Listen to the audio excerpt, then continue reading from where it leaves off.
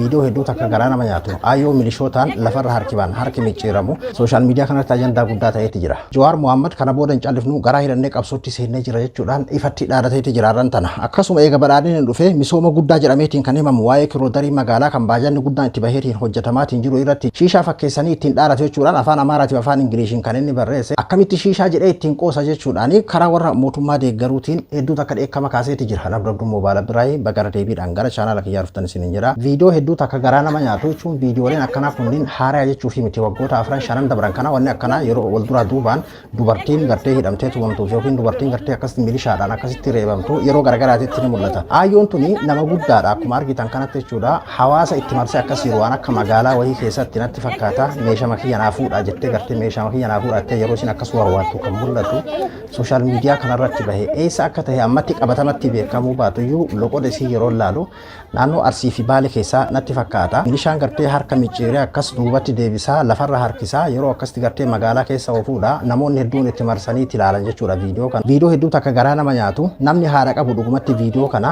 akkanumatti gartee ijumaan ilaaluulleen baay'ee tokko viidiyoo namatti ulfaatudha. Bar taateen kanaa oliillee tahaa akkuma jiruttuu ta'ee wantoonni gartee amma gartee miidiyaa irratti bahu kun fakkeenyaaf amma haga karaa warra badhaadhinaa kana keessattuu wanni gartee karaa milishaatiin godhamu kanas bahu dubartii yeroo akkana godhan kana karoorri maal akka ta'amillee namaaf hin galu. Amma aayyoon tun fakkeenyaaf seeraaf si barbaannaa deemi jedhanii osuma harkaan hin tuqne yoo of dura oofan fakkeenyaaf jalaa fiideeti jalaa dheetteeti jalaa baati immoo nama guddaa dhuma nama guddaa ta'uu baatte fakkeenyaaf dubartiin humna kamii nama milishaa duraaf jalaa fiiguudha moo maaltu barbaadameeti. Harka akkas micciiraa lafarra harkisaa diqqeessaa magaalaa guutuu akkas gartee nama itti marsee ilaalu kana keessatti jechuun waa himmaan biyya keenya sun akkaataa gartee fakkeenyaaf akka muuviitti yookiin akka diraamaatitti televezyiina keessa ilaallu akkaataa gartee yeroo koloniidhaa biyyoonni amma bilisooman yeroo koloniidhaa fakkeessanii akkasti gartee fiilima adda addaa muuvii adda addaa ittiin hojjetan san kan fakkaatu akkana yeroo irra hojjetan maalinni nama jechuun maaliif akka akkas godhan si dhiba. Mee amma dubartiin fakkeenyaaf humna isii kamiif sanuu aayyoon akkanaatum jechuudha. Akkasumattuu kun akkas uffata aadaatiin faayamtee silaan uffatuma aadaa kana irratti jibbanii akkana godhanii nama jechisiisa. Hedduu takka garaa nama nyaata dhugaa dubbachuu fi garuu haa ta'uti kan namni keenya yeroo magartee viidiyoo suukanneessaan akkanaa kun argame akkamitti aayyoon akkana godhamtii gartee sooshaal miidiyaa kanarratti yoo gadi bahe viidiyoo gartee 50 keessaa tokko yoo gadi bahe yeroo muraasaaf gartee akkas ajandaa ta'a jechuudha. Garuu wanni kun taatee yookiin ammoo nama tokkocharratti akka tasaa taheef yookiin badii milishaa muraasaatiin amma askistatti kan akkana gartee harka micciiruuf kan duubarraa dhiibuu fi kan akkas godhaa jiru nama hedduu beeke. Magaalaa itti marse kana keessatti jechuudha. Waanuma baramaadha bes akka waan gartee seera ta'ee tokkootitti waanuma godhamu jechuudha bakka biyya keenya keessatti. Warra amma biyya bulchaa jiru kanallee beeki wanni ittiin qeeqamuuf wanni gartee Jawaar faallee amma itti barreessaa turaniif waa'ee isaan dhiibbaa uummata irratti godhaatiin jiran akkaataa milishaan luka bitaatiin uummata akkasi dhiitu kacallisee taa'u jira dheengadda gaafiif deebii isaa gartee BBC waliin godhe irratti Jawaar jechuudha. Uummata gartee osoo milishaan luka bitaatiin dhiitu osoo gibirra akkasitti dabalamu calliseetiin bulu uummata miskiin akkasiisan akkasitti itti taphatu jedhee akkasitti dubbate BBC irratti. Milishaan uummata gartee luka bitaatiin dhiitaa akkuma Jawaar jedhe san akkanatti gartee dhiitamaa jiraachuudha. Tokko kanumaadha wanni gartee fakkeenyaaf badhaadhinni qeeqamuuf jechuudha. Odoo seerri jiraate milishaan har'a akkana nama godhe kun silaarran tana seera saniin gaafatamaa jechuudha. Garuu ammoo wanni kun baramaa akka seeraa takka ta'e aayyoontu yoo miidhaan irra geesse yoo lubbuun isii dabartellee bakka waan baramaadha jechuun yookiin shaneedha yookiin ilma isii tokkas ta'e yookiin maal taate jedhanii huma itti sababanii baqaadhiin isii akkasumatti bada jechuudha. Waanuma baramaa ta'e kun gartee waan biyya keenya keessatti deemaa jiru irraa isa tokko jechuudha. Wanti gartee Jawaar gara dubbachuutitti isa geessa keessaa isa tokko jechuudha. Haala dararaa uummanni keessa jiru keessaa osoo bakka aangoodhaatii fi bakka maalii gartee namoonni tokko ittiin jedhan san iyyuu osoo hin geenne jechuudha. Tolaayyee Jawaar eega gartee kitaabni isaa gadi baafameetiin kitaabni isaa kun gartee akka magaalarra hin oolleef illee eega dhiibbaan guddaan godhamee akkasuma gartee inni dhiyoo kana dubbachuudhaaf keessattuu eega gaafiif deebii guutuu sa'aa takka olii BBC waliin haasa'ee booda karaa warra biyya bulchaa jiruutiin muddamsuu guddaa raafama guddaa fidee akkasuma gartee karaa warra mootummaa deeggaruutiin qeeqa guddaallee kan irratti oofaatiin jiran maaliif dubbata inni kaan waggaa 2 guutuu callisee maa dubbatedha kaan waggaa 4 calliseetiin amma maaliif dubbata ja'a inni kaan gartee aangoo barbaada ja'a sababoota adda addaati irratti gartee haala keessaniin deemaatiin jira jechuudha. Har'a ifatti kana booda hin callifnu garaa guutuudhaan qabsootti seenna jira jechuudhaan himateeti jira jechuudha.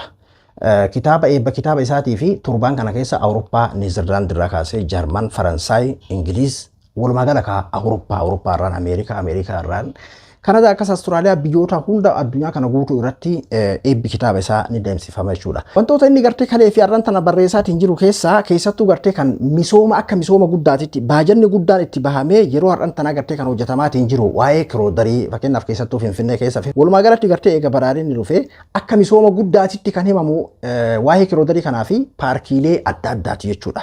Wantoonni biroollee akkuma jirutti ta'ee jechuu hiyya. Mul'annummaan gartee biltsiginnaan haga amma dhuftee hojjanna jettee adda durummaadhaan kan isaan mul'isan isa kana ta'ee amman tana inni ammoo shiishaa jechuudhaan akka qoosaa fakkaattu waan kanarratti dubbachuudhaan hedduu takka dallansuu guddaa uumee jira warra gartee biltsiginnaa deeggaranirraa. Duuba isa kana Jawaar akkas jechuudhaan katabe kaleessa afaan Amaaraatii fi afaan Ingiliishiin kan inni maxxanse. Kan inni gartee afaan Amaaraatiin maxxanse kana gara afaan Oromootti isiniif jira. Akkanumaanuu hin qaanfatanii bakka uummanni baay'ina garee nama ajjeesuutii fi nama saamuutiin bahaa fi gala dadhabe gadi baheetiin ol galuu dadhabetti bakka maatiin ilmaan isaanii nyaata guyyaa guyyaadhaa ilmaan ofiitiidhaaf ofirraa cufuu dadhabe yookiin ammoo guyyatti ilmaan isaanii ittiin nyaachisuu ofirraa dandahuu dadhabe keessatti Itoophiyaan isii tana jedhanii mana shiishaa fakkeessanii ka ibsan biliciliciidhaan ka faayan kana suuraa karaa tokkocha biyaasaa kana maxxansu jechuun isa kana maxxansaniitiin Itoophiyaan isii tana jedhanii isii tanaan agarsiisu jechuudhaan afaan Amaaraatiin maxxansa jechuudha. Akkasuma gartee gaafiif deebii isaa kan BBC keessatti biyyattiin harkaan jirtu warra amma biyya bulchaatiin jiru biyya harkaa baatee biyya harkaa ciramtee diigamtee harkatti dhumteetti jirti. Wanni isaan harkaa qaban Finfinnee qofaa Finfinnee san keessa iyyuu ammoo bakka gartee bilicicii qalama ittiin diban san qofa wanni isaan harkaa qaban jechuudhaan akkasii dubbatee ture jechuudha. Waa'ee kiroodarii gartee akkasitti namoonni hedduun ittiin leellisanii fi akkasuma gartee warri mootummaallee yeroo har'aan tanaa waa hima biltsiginnaa jedhamu gaafa wayyaanee san fakkeenyaa fi keessattuu booda kanarra karaa baaburaatii fi abbaay warri filannoo irrallee fotoon isaan ka'an jechuudha. Yaadig la idgatinnaa la dimokiraasii jedhaniiti suuraa abbaayii fi akkasuma karaa baaburaa karaan baaburaa ammoo gartee warri wayyaanee dalage sun beeku osoo gartee waan wayyaaneen akkasumattuu saamtee haga xiqqoo san akkas gartee ka dalage san osoo waan xiqqoo tana faarsuun kan faarfamu taate karaan sun akka Afrikaatitti tokkoffaadha karaan baaburaa kan gartee elektirikaan dalagu kan gaafa wayyaaneedhaa hojjetame kun jechuudha. Duuba warri illee waan san akkasti leellisaatiin ture jechuudha.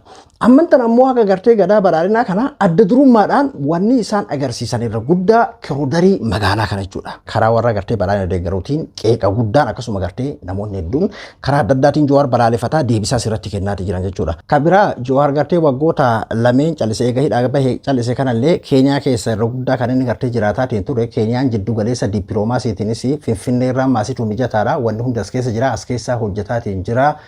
Duuba inni kun nageenya keetiifis akkamii maal ka jedhullee BBC illeen gaafatee ture. Keeniyaan bareedduudha gartee biyya bareedduu mijattuudha. Karaa ittiin socho'uu danda'an hedduu mijattuudha jechuudha akkasitti dubbatee jechuudha. Kitaaba isaallee yeroo jalqabaatiif Keeniyaa keessatti hawaasni Naayiroobii jiraatu akka eebbisu na gaafatan. Eega as keessatti jalaa gufateen booda dippiloomaasii Keeniyaa fi Itoophiyaa jidduu jiru cimsatuudhaa fi akkasitti gartee Keeniyaa dhufan ka jedhu kana iskiriinshaat karaa miidiyaa mootummaatiin maxxanfame kana fayyadamuudhaan akkas jechuudhaan irratti katabe. Hojii dippiloomaasii tuffatanii dhiisanii turan baaraganii sochitti akka galan gochuu keenyaa fi galata tunu mala mootummaa fi harreen amala wal fakkaataa qabu. Lachuu uleen biraa hafnaan ofirraanfataniiti dhaabbatu. Taree ammoo fe'aa waliinillee ni gangalatu. Mammaaksi jedhu dhugaa ta'utu mirkanaa'e. Shimallee itti fufa. Harritti qalbii yoo horatte saffisa dabale.